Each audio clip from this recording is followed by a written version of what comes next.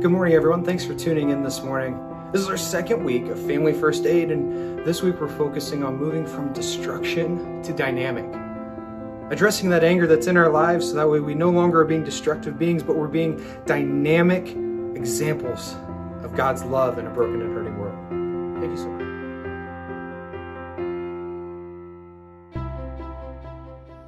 So a wise man once told me, I'm sorry, just real quick. I had a coach in football, and he always said, a wise man once said, and then he'd say some really famous quote. And it's like, how did you not know who said that?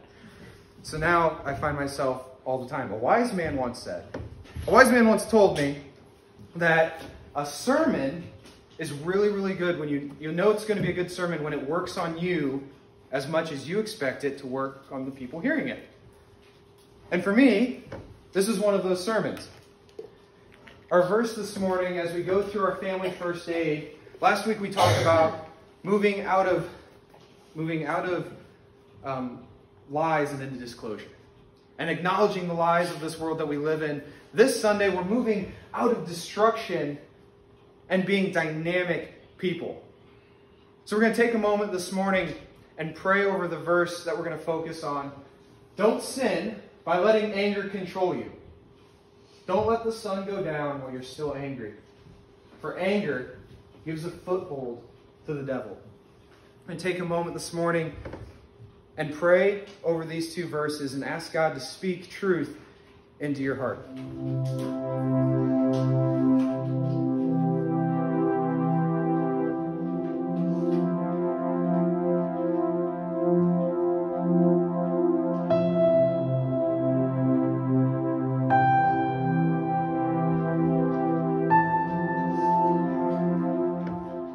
I tell a lot of football-related stories when I'm up here, and I want to apologize if that bores you, but football's played a pretty huge role in my life. I think I've spent more years of my life playing football than I have not. So there's a lot of information that's just stored up in there. I've coached football. This coming fall will be my 5th fall coaching, and so I know I'm probably still a young coach, but I feel like quite a bit of experience. And I've learned so much throughout my past 4 years of coaching football. And this verse, when I read it, don't sin by letting anger control you. Don't let the sun go down while you're still angry, for anger gives a foothold to the devil. It hit me a little bit close to home. Football is a very emotionally charged sport. It's totally unique because there's these moments of high intensity, high effort, high energy, and then periods of calm. And then high emotion, high intensity, high effort, and then calm. And as you're putting forth all of this effort, tempers start to flare up a little bit. Because you can go in and start going and going and going and feeling like you're giving all this energy and all this exertion for nothing, right? And you're just 4 and out and you're off the field. You try to move the ball forward and you fail and you're off the field. And in my experience, I've had a lot of different coaches who coach a lot of different ways, but one theme that kind of came through is they would get a little angry when things aren't going the way they should, because the players know what they're supposed to do. We've spent 5 days practicing it. Why aren't you doing it? And I told myself when I became a coach that I wasn't going to coach that way. I never responded well to being shouted at. If you'd explain what was going on, I could adjust, but if you shouted at me, I just wanted to shout back. So I told myself I'm not going to coach that way. Well, it was the first year that I was coaching, and I coached freshmen, very, very, very excitable, distractible freshman boys. And we'd spent 2 months getting our plays ready, leading up to the first game, practicing the same things over and over again. We were all almost completely bored to death. We'd show up at practice. We all knew what was happening. And so it was exciting to finally get into a game. And we got into that first game, and we go out on the field, and I call the play, a really simple play, and I think there were 2 people that ran it right. I said, I'm not going to get mad. This is exciting, right? It's the first game. They're a little distracted. They're a little jumpy. We'll just play the next play. We'll move on. So I call the next play, and I think 2 people ran it right. I'm starting to get a little more fired up. 3 and out, we come off the field, and they come over, and I'm, what's going on? You know what we're supposed to do? And I'm ashamed to say I blew my top. It's really easy. You step forward. Why go backwards? Go forwards. That's the point. And as I got angrier, more mistakes got made. And as I got angrier and I got more fired up, the more I realized was going wrong out on the field. And I realized that I had become the coach I told myself I didn't want to be. Don't sin by letting anger control you. I still struggle with it to this day. It will always, I think, be frustrating when you spend 2 months of doing the same thing over and over again, only to have those people you've been talking to go out and completely ignore everything you've just said. But in the back of my head, I hear, don't be that guy. Don't sin by letting anger control you. In his letter to the church at Ephesus, Paul writes to warn the people in that church to avoid the lies and the traps that have been set by the enemy in this world. Last week, we tried to shed some light into the darkness, the delusions that are spun around in our world, those lies that society continues to perpetuate that keep us out of a right relationship with the Creator God. Paul writes to the church of Ephesus, warning them of probably one of the most dangerous traps that we all fall into. Don't sin by letting your anger control you. Don't let the sun go down while you're still angry. For anger gives a foothold to the devil. Lies have trapped our world. And the enemy seeks to perpetuate these lies because that means that he was right. That we are broken, sinful beings, that we don't deserve to be in relationship with the Creator God. He perpetuates lies like anger is an acceptable lifestyle. Anger has become a central feature of the American dream. Every morning, each one of us turns on the news, pulls out our phone, opens up the newspaper, and we read headlines that are designed to stir up emotion, that are designed to rile us and evoke anger. And we know that that's the goal of these headlines. But if it doesn't make you angry, then that means you just don't care, right? Anger has become normalized and acceptable. Lie. Violence solves problems. Every reaction requires retaliation, right? If you break my toy, then I'm going to break yours because that's justice. Violence has been hidden underneath the cry for justice. Justice that's been defined by the world. Lie. Venting your anger resolves anger. I just had to get it out of my system, right? That's all better now. And if you tell others about what makes you angry, you've gotten it off your chest. Mission accomplished.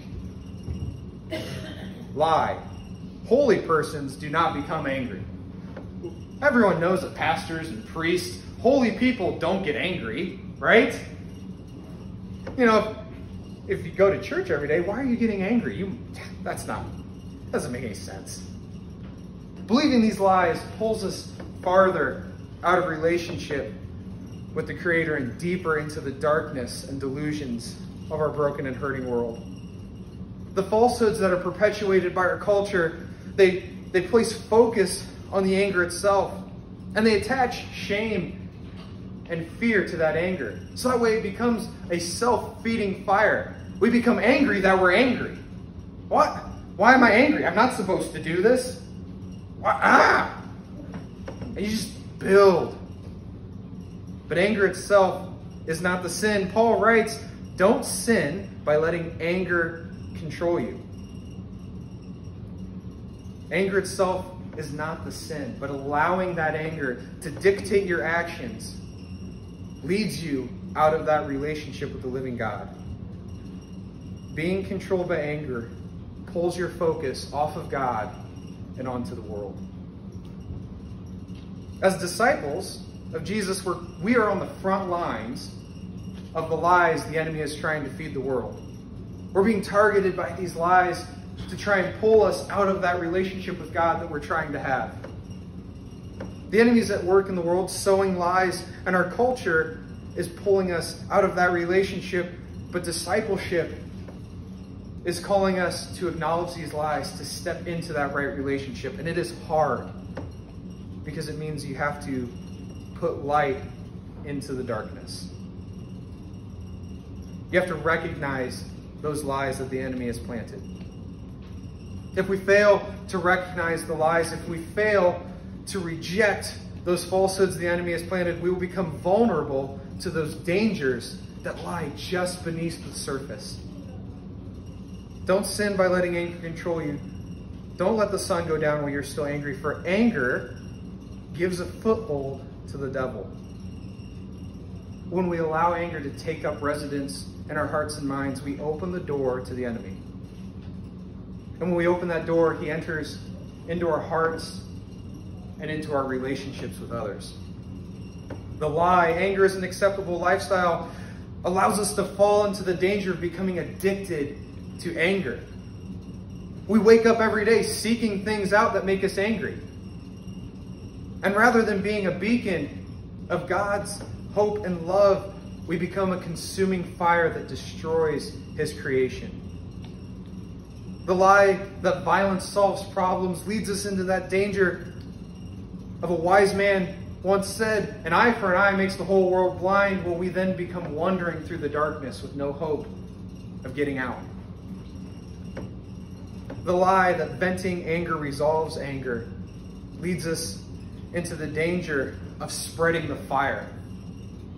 And rather than finding peace, we just find others that join us in our anger.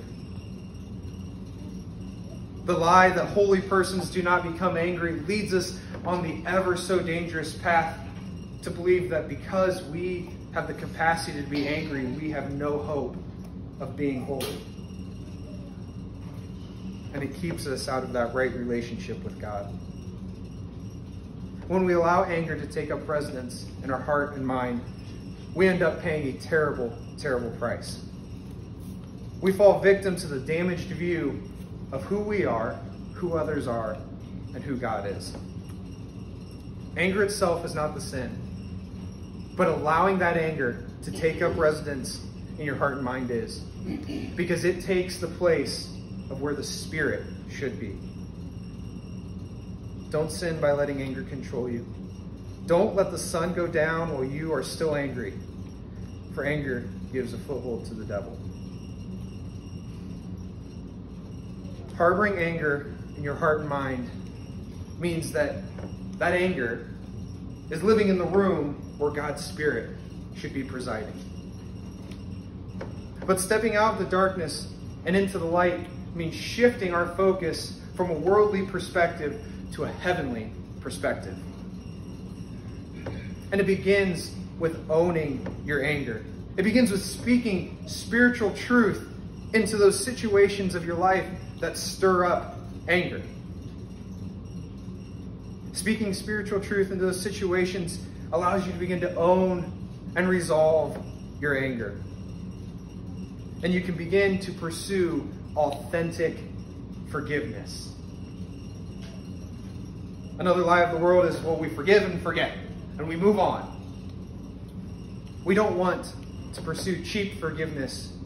As disciples of Christ, we have seen, it's been modeled for us, authentic forgiveness.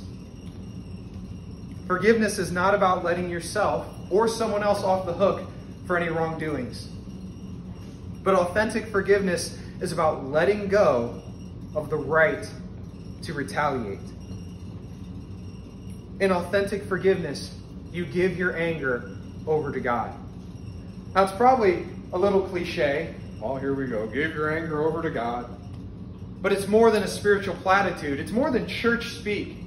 Giving your anger over to God means surrendering the responsibility of your anger to the Father. Lord, break my heart for what breaks yours. Use my anger to further your kingdom and not destroy creation. Discipleship requires a pursuit of holy love, not harboring anger.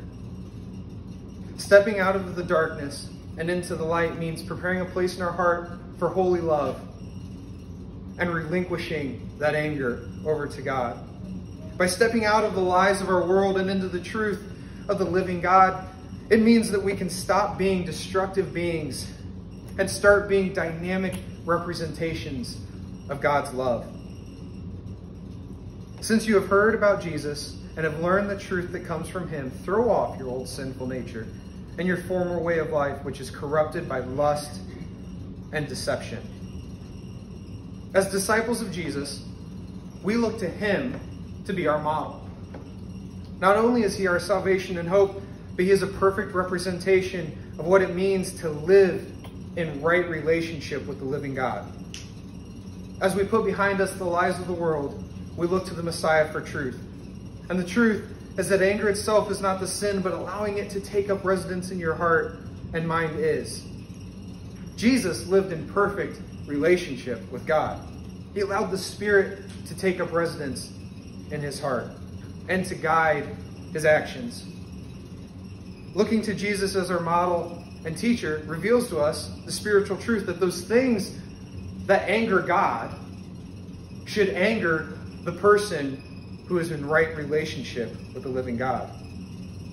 What are those things that anger God? Well, they're written right before us in Scripture, in the truth of the life that Christ lived. Jesus went to the synagogue again and noticed a man with a deformed hand. "Come and stand in front of everyone," he said. Then he turned to his critics and asked, "Does the law permit good deeds on the Sabbath, or is it a day for doing evil? Is this a day to save a life or to destroy it?" But they wouldn't answer him. He looked around at them angrily and was deeply saddened at their hard hearts. One day, some parents brought their children to Jesus so he could touch and bless them, but the disciples scolded the parents for bothering him. When Jesus saw what was happening, he was angry with his disciples. When they arrived back in Jerusalem, Jesus entered the temple and began to drive out the people buying and selling animals for sacrifices. He knocked over the tables of money changers and the chairs of those selling doves,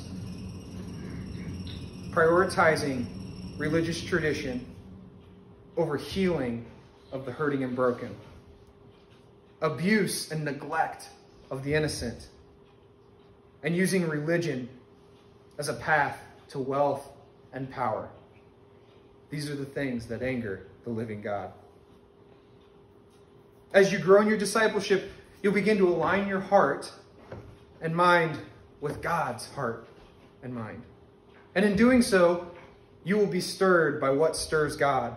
Allowing the Spirit to take up residence in your heart and mind will naturally lead you to giving your anger over to God, surrendering the responsibility of your anger to the Father. And in that surrender, the Spirit can lead you to respond rather than react. With Jesus as our model, we see what it means to respond to our anger by being led by the Spirit. He said to them, "Hold out your hand." So the man held out his hand and it was restored. He said to them, "Let the children come to me. Don't stop them, for the kingdom of God belongs to those who are like these children." He took the children in his arms and he placed his hands on their heads and he blessed them. He stopped everyone from using the temple as a marketplace. Heal, advocate, embrace, and swiftly expel evil in all its forms. The lies of this world lead us to accept and harbor destructive anger. Anger that divides and consumes our humanity, and it contaminates every part of our being. It's an anger that prevents us from fulfilling the glory in which we were created.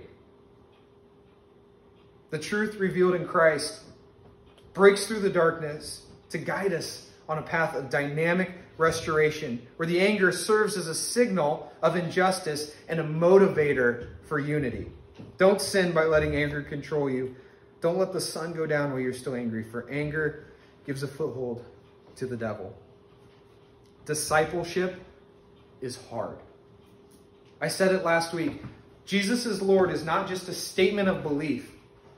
It's a way of living your life. It's about rejecting the mind of the world and the mind of the church where the world has captured it in. As disciples, we're called to align our hearts and minds with God's Spirit so that his light can pierce through the darkness. So that what breaks the heart of the living God breaks to our hearts. So that the pattern of destruction can stop and the renewal of healing and unity and holy love can take place. Each year, as the fall begins and a new group of freshmen come in, I try to remind myself, don't be that guy. Yelling and anger only gets more anger and chaos out of it. Nurture, encourage, and unify. And it's a process. If you were to ask any of the kids that I've coached, they wouldn't tell you that I don't get angry. They'll just say, he gets really quiet. But it's an amazing thing when we can move on and go down the path that each of us knows we're supposed to head. And continue, rather than getting caught up in our anger and looking towards the worldly things, but keeping our eyes focused on the bigger picture. What glory and grace can enter in as we continue to build God's kingdom. If you'd stand for...